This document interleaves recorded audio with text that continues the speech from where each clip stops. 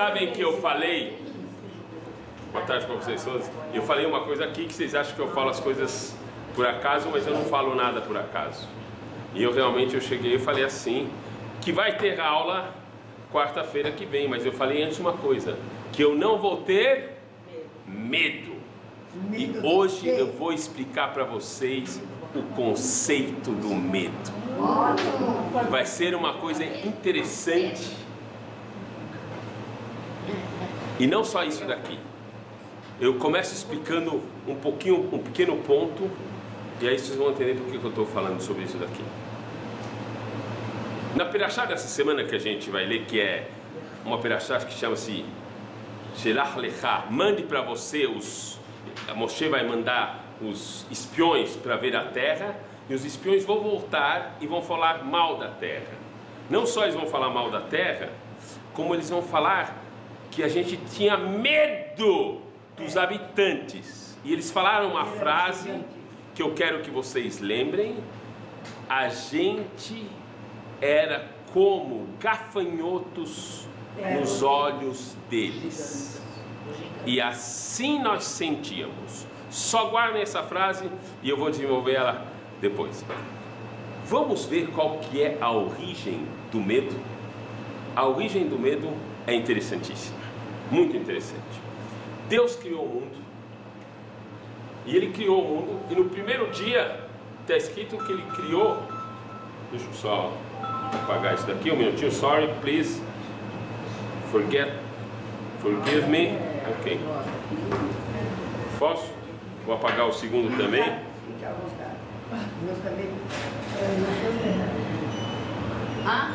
E vou apagar o terceiro também. Ai, meu Deus!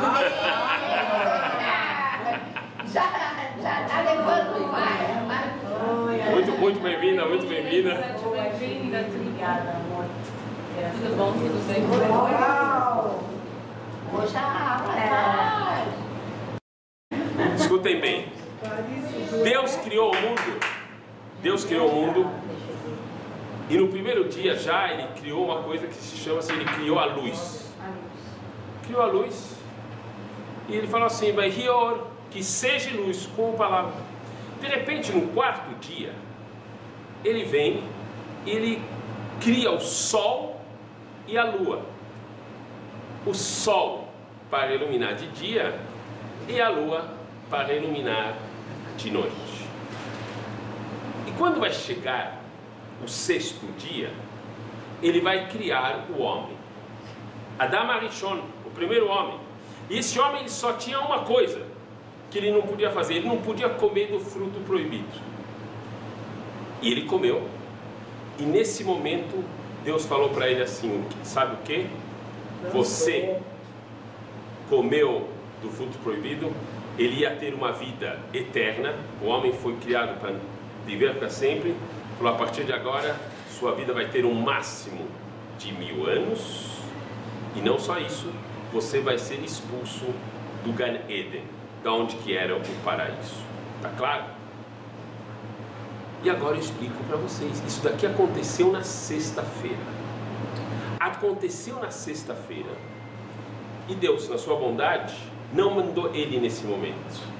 Ele permitiu que ele passasse o Shabat no Gan Eden, no paraíso. Tá claro? E ele vai passar o Shabat. Então vai passar mais 24 horas.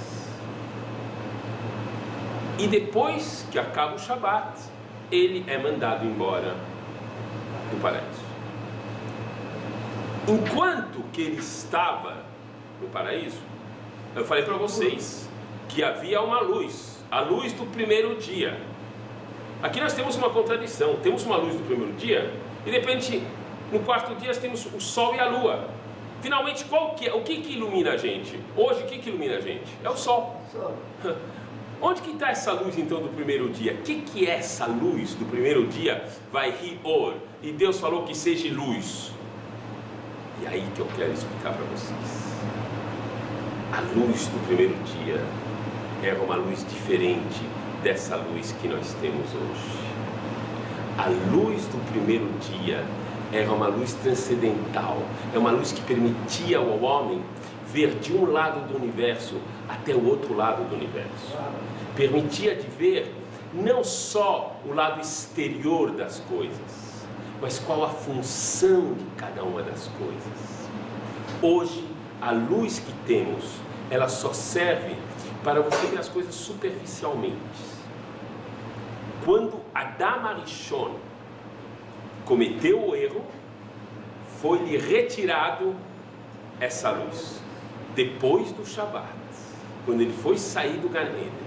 Tá claro? Eu quero só para vocês lembrarem uma coisa fantástica. Para ele e para nós. Sim, claro que para nós. Só uma coisa fantástica para vocês entenderem bem. Essa luz do primeiro dia, ela é lembrada num momento interessante nas festas judaicas. Ela é lembrada numa festa que se chama Hanukkah.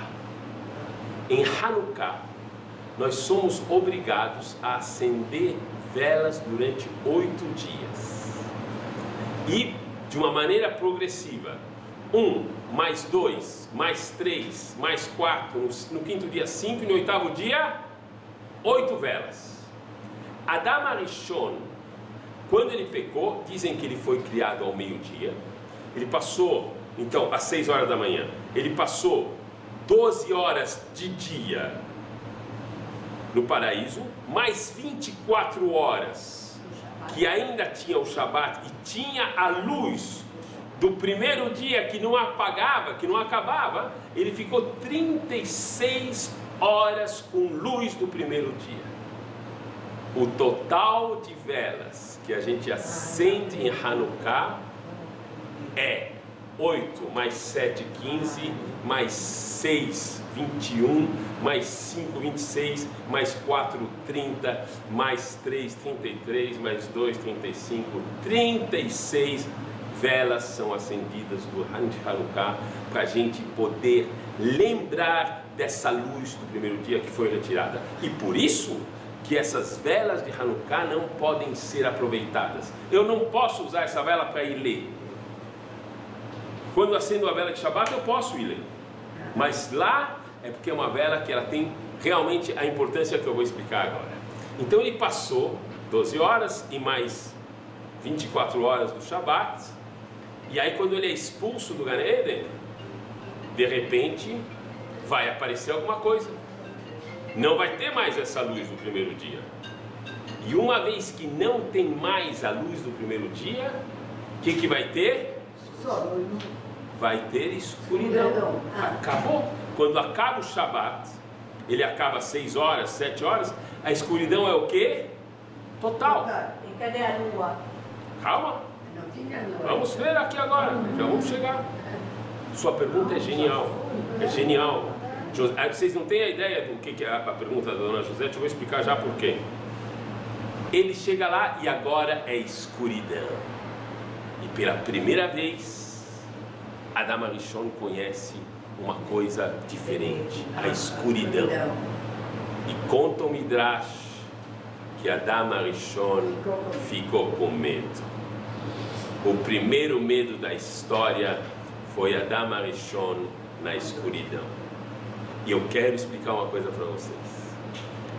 Todos os medos que nós temos hoje por escuridão, ou por coisas que a gente não vê clara, ou que nossos filhos têm medo, ou que a gente mesmo sozinho tem medo de escuridão, tem a origem nesse ponto que Adam Arishon ficou com medo da escuridão.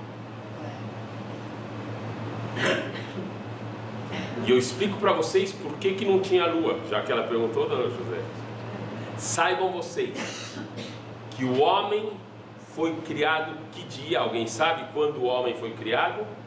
Sexto dia. Não, 6º dia sim, no 6º dia, claro, da criação. Mas ele foi criado num dia que hoje a gente festeja, que a gente comemora, que a gente relembra, que se chama Rosh Hashanah. Rosh Hashanah não é o início do mundo. Rosh Hashanah é o início da criação do homem. O mundo foi criado 6 dias antes.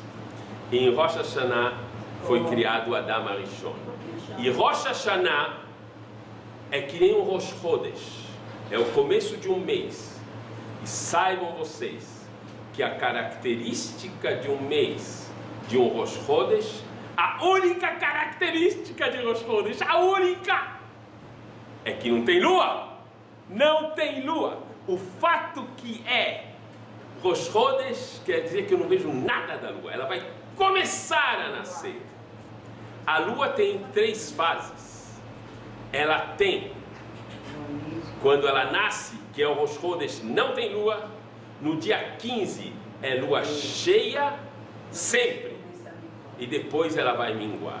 Então está respondido porque não tinha lua. Era Rosh Hashanah, não tinha lua. A escuridão era total. Por isso que eu falei que tua pergunta é fantástica. E agora eu faço uma pergunta. Ele ficou lá e ele teve medo.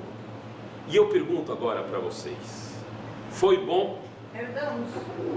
Eu quero saber se foi bom. Ele ficou lá, ele ficou com medo. Foi bom? Foi bom. Deve ser que foi bom. Não, Foi bom. Não.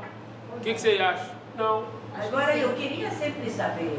Se é sobre o assunto ou não é, dona José? Se não, não. Fala então. Deus não sabia como iam se comportar a nós. Não é essa a pergunta. Estamos falando da escuridão. Depois eu volto. Depois eu volto. Sabia que ia decorrer isso tudo. Depois eu volto. Você está querendo saber por que ele pecou? Por que ele errou? Eu não estou agora nisso. Eu estou querendo explicar o ponto do medo. É isso que eu quero que vocês se concentrem. Esse medo foi bom ou não foi bom? E aqui eu vi que há divergências. Não, foi bom em geral. Para todo mundo. Para Adam Arishon, foi bom? Porque não? Não. Acho bom. A dona Deise achou bom. Eu não. Quer dizer, eu acho Se muito. concentrem porque a resposta é genial. Nada Deus faz de ruim. O fato, é óbvio, o fato, mas Deus, vou fazer uma pausa, Ele não faz nada de ruim. Mas será que a gente sabe reagir para o bem quando Ele te faz uma coisa que você acha ruim? Esta é a questão. A gente, estamos aptos e preparados para reagir para o bem quando você é uma coisa que você não entende? Tudo que Ele faz é para o bem. Esta é a pergunta, dona José. E agora eu explico. Quando ele, Adam Arishon, ficou com medo e ele ficou na escuridão, isso exigiu dele uma coisa. Ele tinha que fazer alguma coisa. O que ele precisava fazer neste momento? Adam Arishon. Pois o fato que ele ficou com medo fez com que ele criasse a maior capacidade que um ser humano pode ter de poder achar solução em dificuldades. Uau! E ele estava com medo, e muito medo. Deixa ela passar a foto. E ele estava com medo e muito medo. Mas ele precisava de uma coisa. O que ele precisava nesse momento? Força. Não! O que ele precisava da Arishon nesse momento? Por favor! Coragem. Não! Luz. Luz! Adam Arishon está na escuridão. O que ele precisa? Primeira Ele coisa, precisa prática. Luz. E aí o que ele fez? Ele foi no interruptor e acendeu a luz. Né? É óbvio que ele chegou, tá a luz apagada. Ele pegou e acendeu a luz, é óbvio. E aí ele começou a criar na cabeça dele a necessidade. Eu preciso de luz. Eu não posso ficar na escuridão.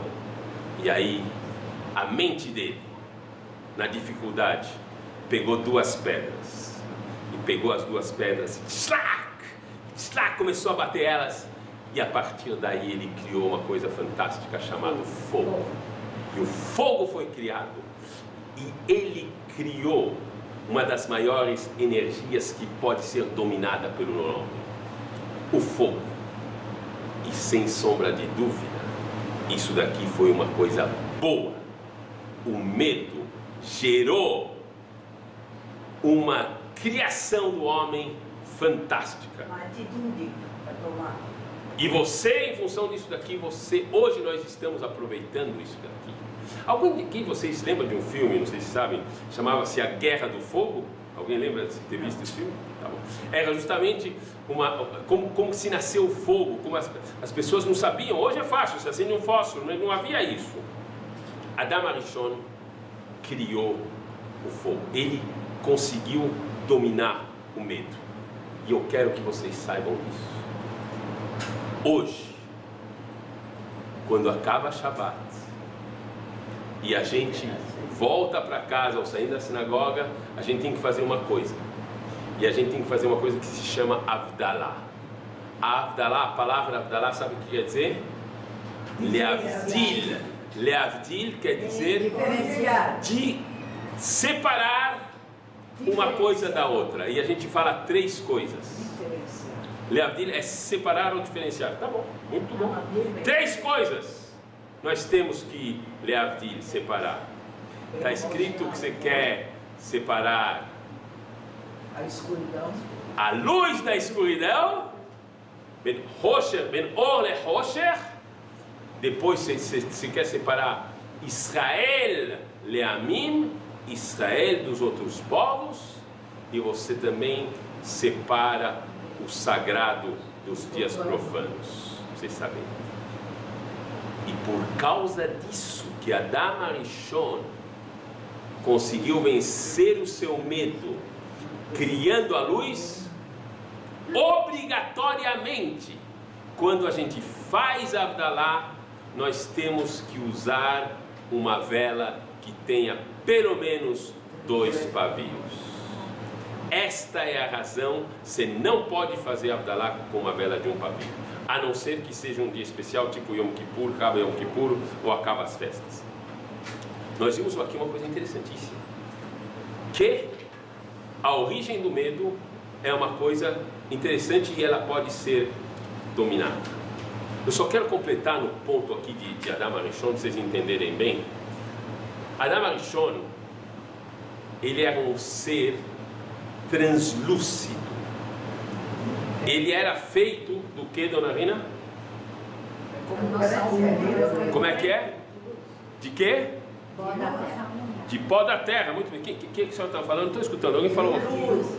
Como? Que luz? De ter transparência. Alguém falou a palavra, eu não sei quem falou ela. A Jamile, o que ela falou? Ele é transparente como as unhas. Ele, não é que era transparente que nem as unhas. Quase, dona Jamile, mas muito bem. Ele era feito de unha. O primeiro homem, ele era feito de unha. Não tinha pele, quer dizer? Não tinha pele, eu vou explicar isso para a senhora, vocês vão ficar impressionados. O primeiro homem, Adam Arishon, foi feito de unha. E ele era um ser translúcido. A única coisa que sobrou é as nossas unhas hoje. E hoje, quando a gente vê a vela da Avdalah com os 2 pavios, a gente tem que pegar e colocar que a luz se reflita nas nossas unhas. Vocês sabem por quê? Para a gente poder recordar e ter novamente a possibilidade de voltar como Adam Arishon, de unha antes do pecado. Este que é o objetivo, você poder se elevar a esse nível. Nunca soube que a gente faz assim. Agora a senhora está sabendo? Sim. Como assim, Rosita? Assim. Ó, Assim. não é assim. Assim. Quase, Rosita. Eu vou explicar bem. O importante é que a luz se reflita nas unhas, todas, inclusive o dedão. Do jeito que você fazia, não tinha o dedão. É importante vocês saberem. Tá? Vocês têm que fazer assim. Não fecha. Por quê? Porque aqui tem luz. Escutem. E aqui tem escuro. Aqui. Tem que refletir a luz. Escutem. Eu já pus o dedão. Se concentrem que a mensagem é forte. Por isso que nós fazemos isso. E aqui me perguntaram, mas ele não tinha pele? Não. Ele na realidade era feito de unha. Eu conto uma pequena história para vocês entenderem isso, tá bom? Tinha um homem, e era um homem que a autoestima não estava muito boa dele, tudo mais, e ele estava com a mulher e ia ter uma festa do trabalho, que ia ter pelo menos umas 100, 200 pessoas. E a mulher falou, escrita, vamos comprar um terno novo. Ele não queria muito, mas de repente ele resolveu comprar o terno novo.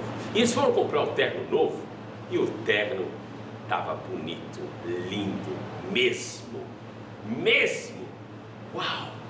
E ele foi então nesse dia aqui na festa, e todo mundo, uau, Eduardo, como você está? E uau, fantástico! E ele começou a se sentir que era um cara, e realmente estava bonito. E a própria mulher sentiu assim, sabe, admirou o marido. E aí se sentiu tão bem, quando chegou em casa, ele estava um pouco cansado, e ele estava tão contente, que ele acabou indo dormir. E acabou dormindo com o terno. E dormiu com o terno. Ele dormiu com o terno. E o dia seguinte, incrível, ele está lá, ele levanta, está ainda contente com aquela euforia, e não dá nem tempo, ele toma um café, e opa, ele vai como ele está, ele vai para o trabalho. E aí ele vai para o trabalho, ele chega no trabalho, e está todo mundo aí, viu que estava com o terno, estava um pouquinho amassado, mas ainda estava bonito. Você quis colocar de novo o terno, né, tá legal e tudo mais. E aí, quando chega de noite, ele entra em casa, conversa com a mulher, e o que ele faz?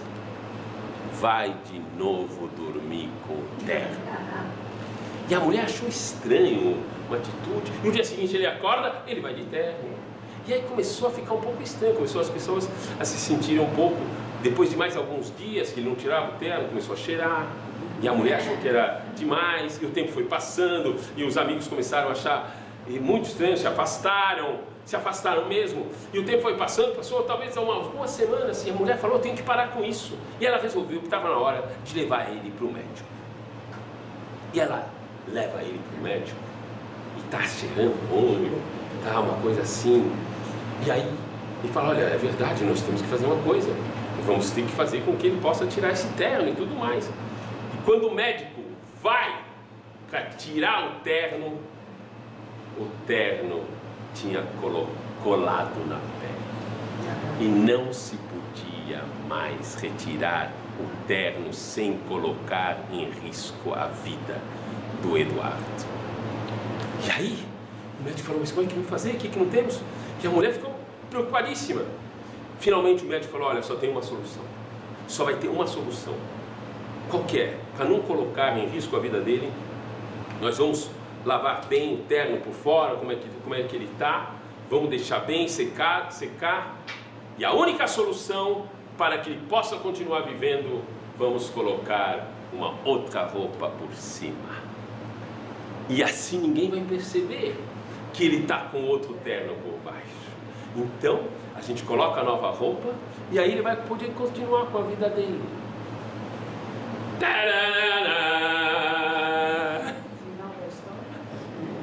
E é isso que aconteceu com Adam Arishon. Adam Arishon era um ser translúcido. E ele cometeu a única coisa que ele não podia fazer na frente do Criador. Tudo estava aos pés dele. E aí, para esconder a vergonha do que ele tinha cometido, foi obrigado que Hashem colocasse uma pele, que esse é uma roupa que foi colocada em cima daquelas unhas translúcidas que a gente tem. E agora vocês começam a entender o que é e como se pode explicar umas certas coisas. Mas o nosso objetivo é voltar a ter essa qualidade fantástica. E eu vou explicar ainda mais, vou me aprofundar nisso. A luz é luz, certo? Como é que eu falo luz em hebraico? Márcia, você sabe hebraico um pouquinho? Or, sabia? Olha só. Or. Tá. A palavra or é luz. Ora, a gente viu que Deus fez com que Adão criasse a escuridão na terra, certo? E a pele veio cobriu. Como é que eu falo pele em hebraico? A gente fala muito bem. A gente fala pele em hebraico, que é opaca, a gente fala ela or. é a mesma pronúncia com uma pequena diferença. Uma é gutural, or, e a outra é or. É o mesmo som, e a diferença entre a luz e a pele é uma só letra. E essa letra é a letra hebraica Ain. Ain. E essa letra hebraica Ain, ela representa um elemento no ser humano. Ain representa o olho. Ain, a gente fala Marita Ain, a pessoa que tem olho gordo. Marita Ain quer dizer olho. Será que é um acaso que o olho é exatamente a letra que diferencia a luz da matéria, da pele? Daqui nós aprendemos uma coisa genial. O olho é a fronteira entre a matéria e a alma.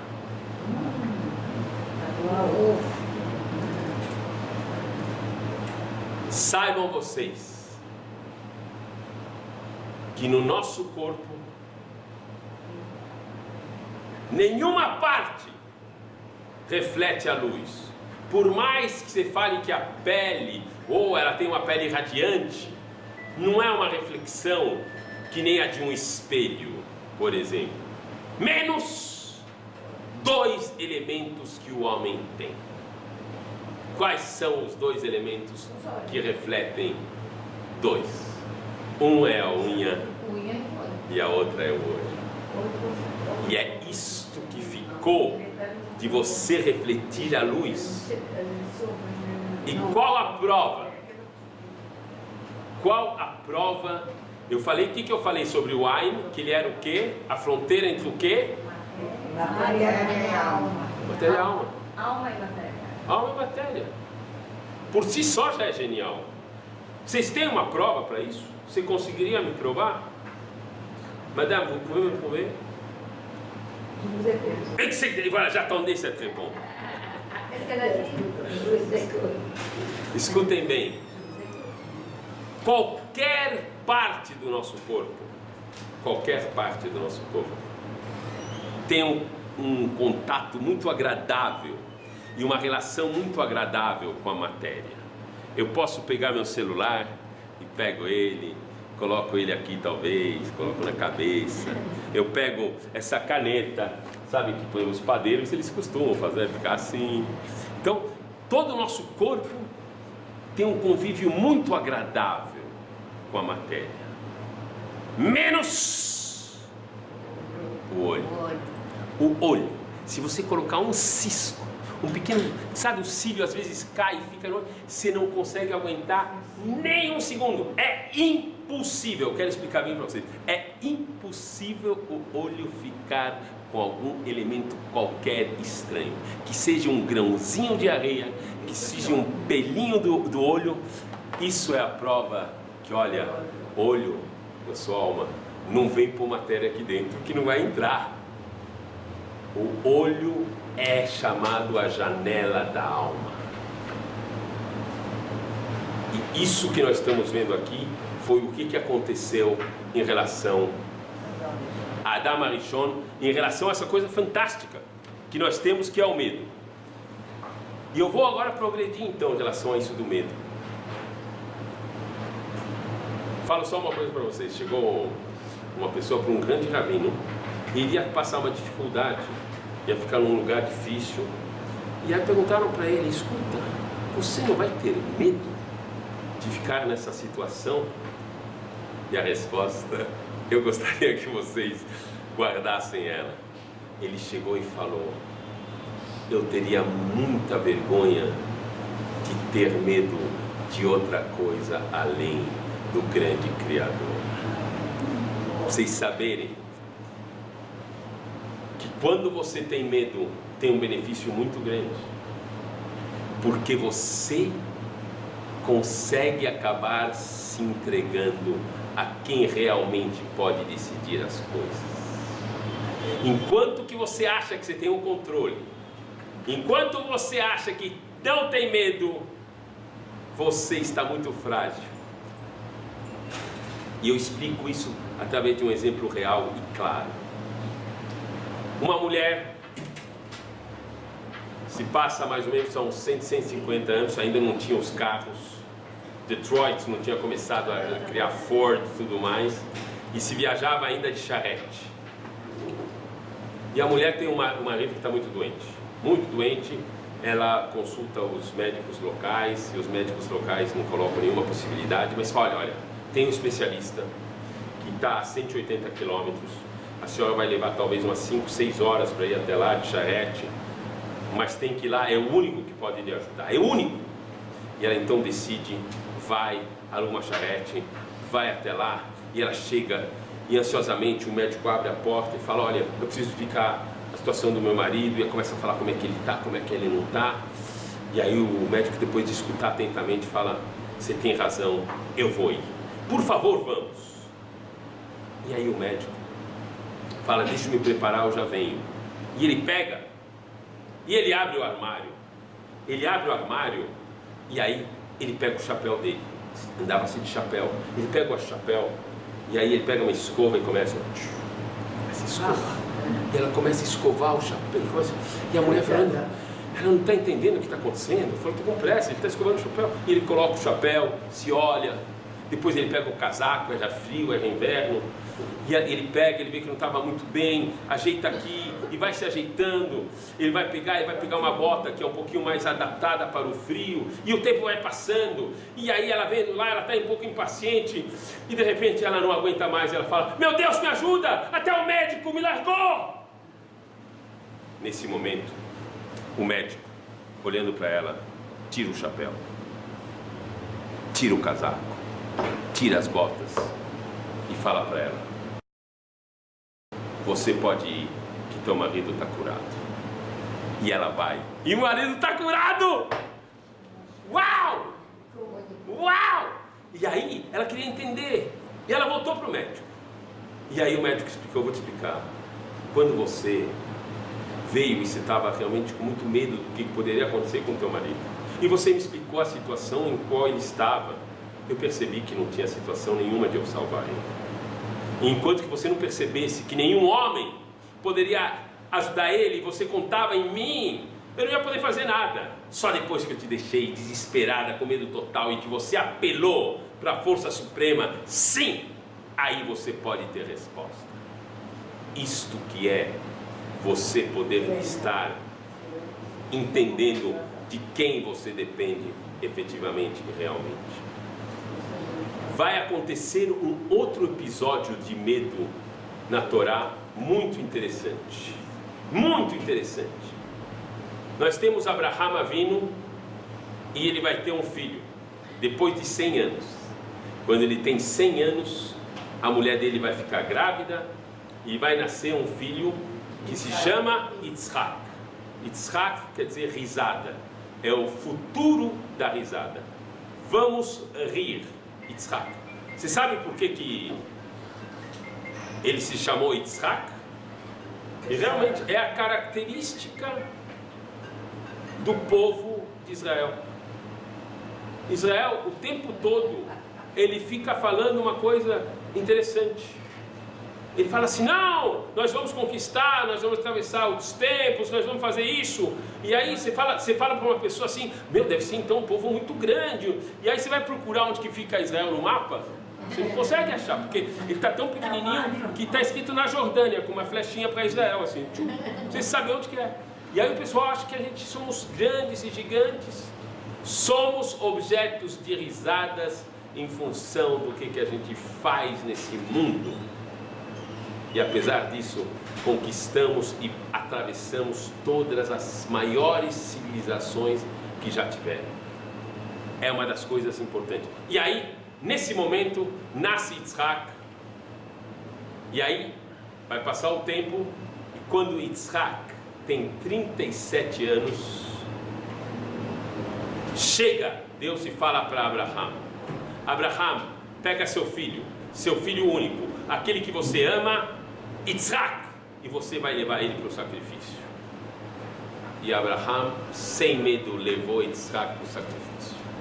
E está escrito que Yitzhak sabia que ele ia ser sacrificado e ele aceitou, sem medo, aos 37 anos. Finalmente ele não vai ser sacrificado.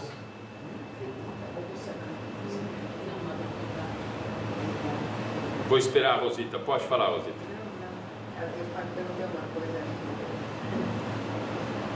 Ele não teve medo.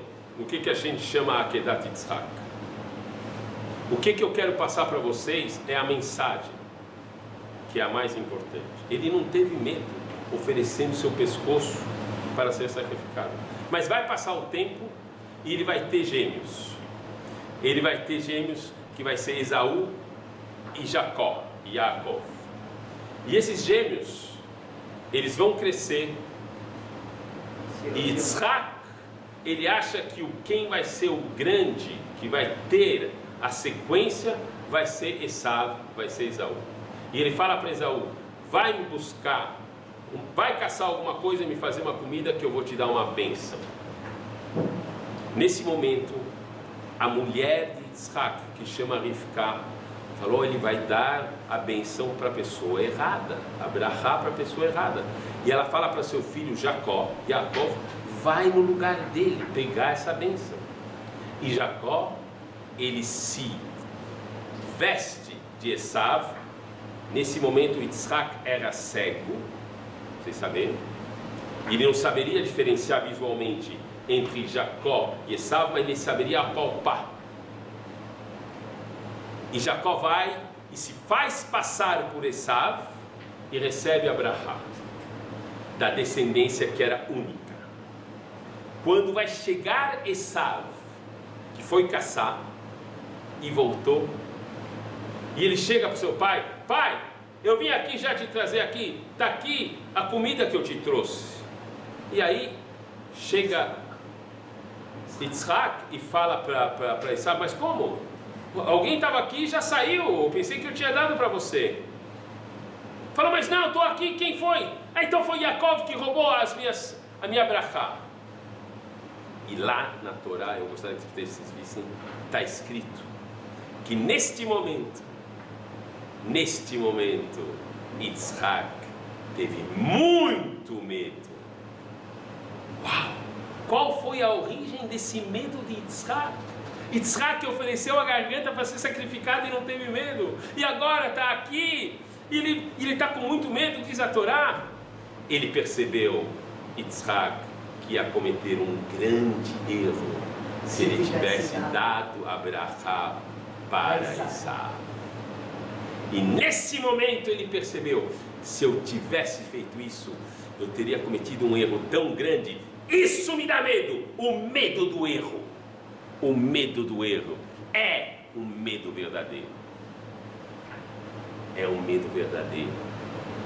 Eu quero que vocês saibam uma coisa: não vai ter coisa mais frustrante do que quando você chegar lá em cima, você perceber que você não fez tudo que você poderia fazer.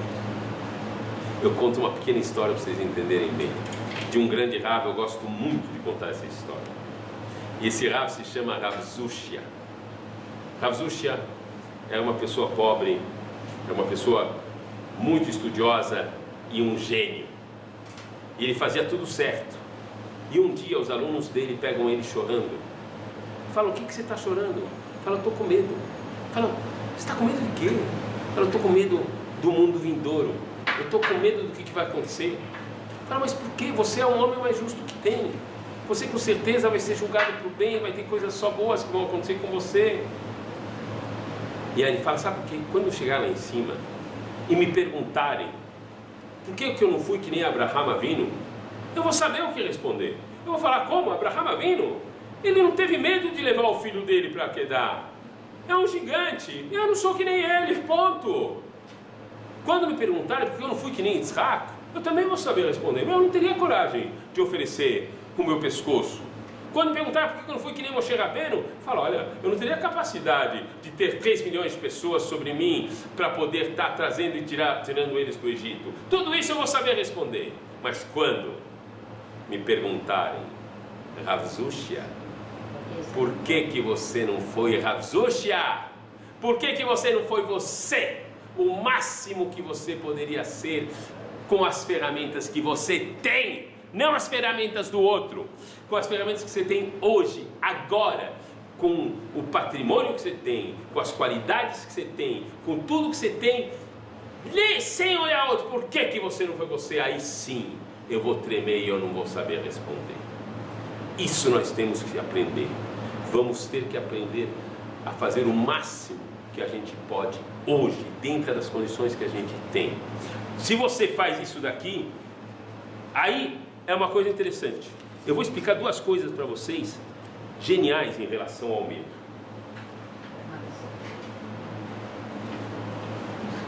Quem foi, dona Rosita?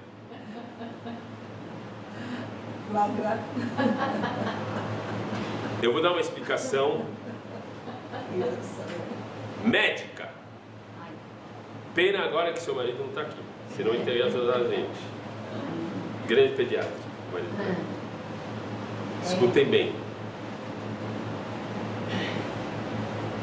Sobre o medo, o homem só tem 2 maneiras de como reagir quando ele enfrenta uma dificuldade grande.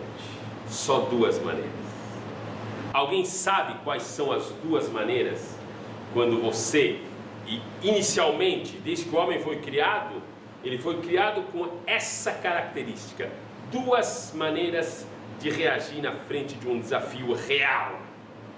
O cara está na floresta e vem uma outra pessoa atacar ele, ou vem um animal, ou vem qualquer ameaça. Quais são as 2 maneiras que a gente tem de reagir? Primeiro, relaxar. Assim ser. Eu vou explicar bem, dona Rina. O que nós está falando exige muito controle de cabeça. As 2 maneiras que o homem tem de reagir. É o medo, primeira coisa. Não.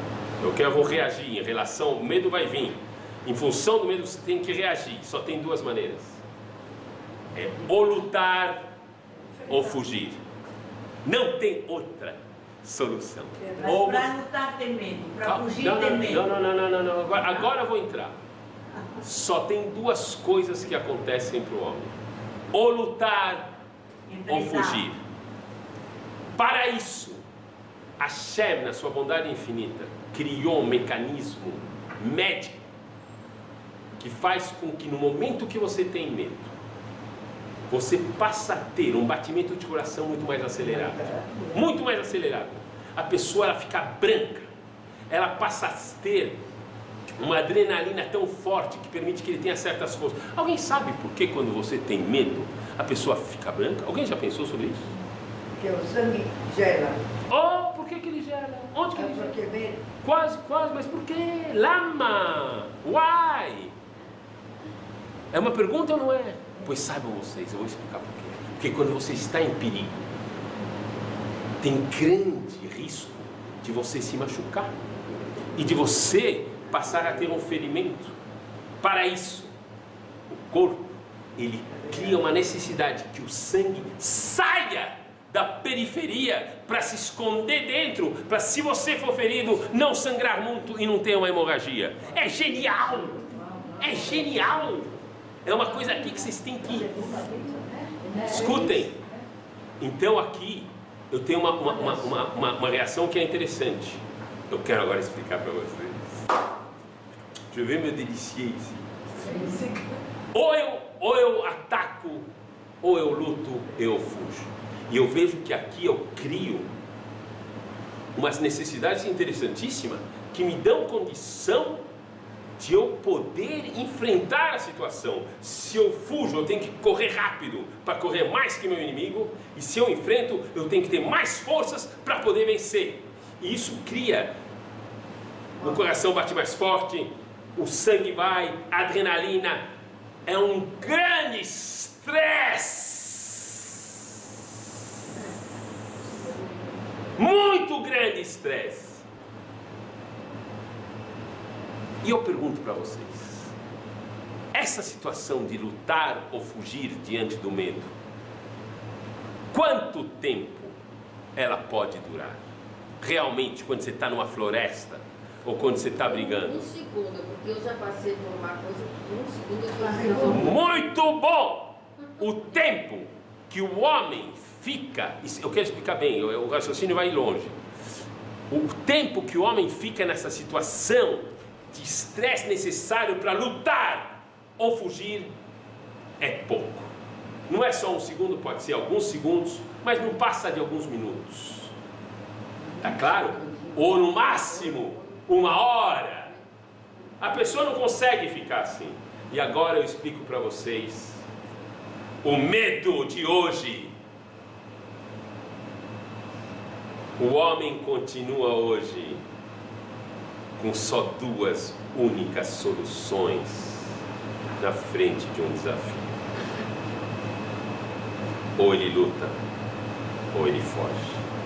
A única diferença é que para lutar ou fugir hoje em dia, quando você se sente, por exemplo, humilhada, ou rebaixada, ou autoestima baixa, te cria essas sensações. A adrenalina sobe, você fica palpitando, você se sente que você precisa, só que não dura 1 ou 2 ou 5 horas. Acaba durando muito tempo, às vezes semanas, às vezes anos, e isso cria um estresse nocivo e que acaba com tua vida, porque você hoje está lutando e fugindo sem soluções imediatas. Não vai ter solução. Brigou com alguém, brigou com o marido, brigou com o filho, são coisas assim muito fortes, que elas te deixam dentro de uma prisão, que você acha que não consegue sair. E eu preciso explicar.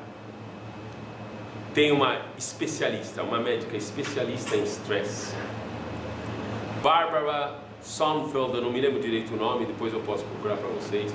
Ela era especialista de tratar pessoas com stress. E ela dava vários exercícios de relaxamento para a pessoa, até que finalmente um dia ela teve uma ideia genial. E ela percebeu que só tem 2 maneiras da gente enfrentar o medo, que são lutar ou fugir. E que isso criava, por incrível que pareça, muito boas coisas, hormônios grandes, adrenalina. Criava, por exemplo, um hormônio que se chama oxitocina. Oxitocina é um hormônio, sabe o que ele faz? Ele faz com que você queira e deseje ser abraçado, porque você está medo, você precisa ser amparado, e várias coisas que o estresse cria esses mecanismos. E aí ela fez uma experiência. Ela juntou 60 pacientes e colocou eles numa situação, dividiu em 2, 30 de um jeito e 30 de outro jeito. 30 colocou eles em situações de estresse extrema. Eles tinham que, mediante luzes batendo, alta música, eles tinham que contar de 100 a 0, sempre diminuindo de 7, 100, 93, 87, e sob uma pressão grande e rápida. E no fim do teste, eles estavam exaustos e acabados, estressados com aqueles sintomas, o coração batendo, suando e realmente totalmente acabados. E ela pegou o segundo grupo e falou: olha, vocês vão passar um teste e vai ser exatamente o mesmo teste, nada vai mudar. Só que no começo ela fala: eu quero explicar para vocês, os sintomas que vocês vão ter agora são sintomas que podem ser muito benéficos para vocês. Vocês vão ter uma palpitação de coração que vai permitir você poder enfrentar perigos maiores. Você vai ter oxitocina, você vai ter adrenalina, você vai ter várias coisas. E eles passam a estar nesse teste, e eles fazem exatamente o mesmo teste, e no final, eles estão cansados, tão exaustos, mas tão felizes. Felizes, porque eles souberam que esses sintomas poderiam ser bons. Hoje é uma nova tendência que se chama o estresse positivo. você, na tua cabeça, transformar as coisas ruins em coisas boas, vai fazer toda a diferença na tua vida. Toda a diferença. Todo mundo hoje, ele pega e ele se coloca numa situação muito delicada. Ele acha que não tem saída. Ele acha que está tudo difícil, que está tudo negro, que está na frente de um quadro negro. Eu faço um pequeno resumo do que a gente falou, conto uma pequena história e a gente acaba. Nós vimos umas coisas hoje realmente geniais.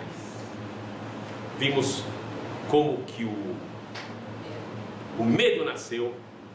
A gente viu Adam Arishon, que ele tinha a luz do primeiro dia. Vimos as luzes de Hanukkah, vimos que ele era feito de unha, vimos que na realidade a fronteira entre a alma e a matéria é o olho, e que o objetivo nosso é a gente poder refletir e voltar ao princípio. Entendemos como se formou um corpo no ser humano, deixando só umas unhas nas pontas para saber bem.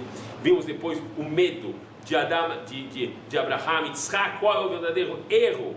Você ter medo de errar. Zusha, como é que ele explicou? E vimos aqui qual é o efeito que você pode ter benéfico de um stress positivo. E eu expliquei para vocês no começo, eu falei, sabem o que? Quando os exploradores foram para a Terra, eles tiveram medo, porque eles se sentiam como gafanhoto na frente das pessoas. E assim nós sentíamos. Está escrito assim, se vocês quiserem pegar.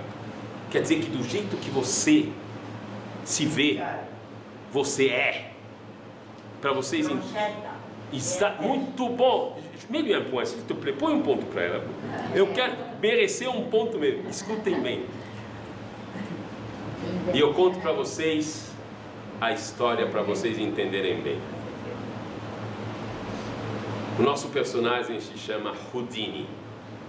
Houdini, quem já escutou falar, é o maior mágico de todos os tempos. Já ouviu falar? Houdini. Ele tinha uma capacidade incrível. Ele conseguia ficar embaixo da piscina, na água, algemado, com vários tipos, e ele em poucos segundos conseguia se libertar. Sabe como é que ele fazia isso? Ele pegava e engurgitava umas ferramentas muito pequenas, umas chaves de fendas, uns alicates, que ele engolia e depois ele conseguia tirar fora. E ele usava essas ferramentas para se libertar, era genial. E um dia, ele está fazendo, famoso em vida, e um dia ele está fazendo uma das grandes proezas dele, e vem o diretor da polícia de uma grande cidade, se não me engano é Denver, nos Estados Unidos, e fala, olha, da minha cadeia, da minha prisão você não escapa. É claro que eu escapo, pode vir. Ele é convidado na prisão, ele vai na prisão, e o diretor deixa ele sozinho, e ele fica lá. Na hora que ele sai, ele fica sozinho, ele pega as ferramentas dele, e ele começa a tentar abrir a porta.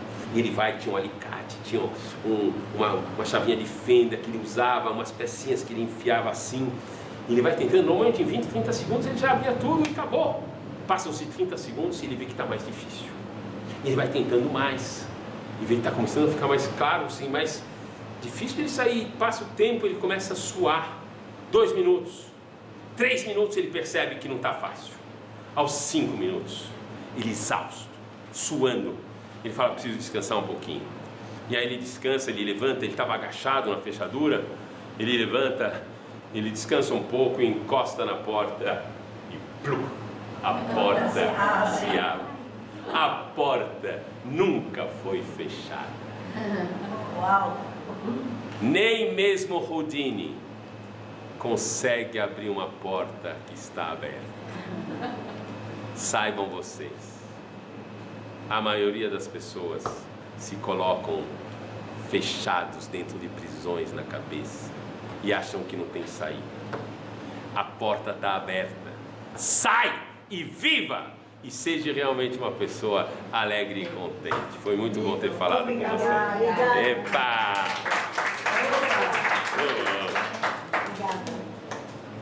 É um prazer para mim.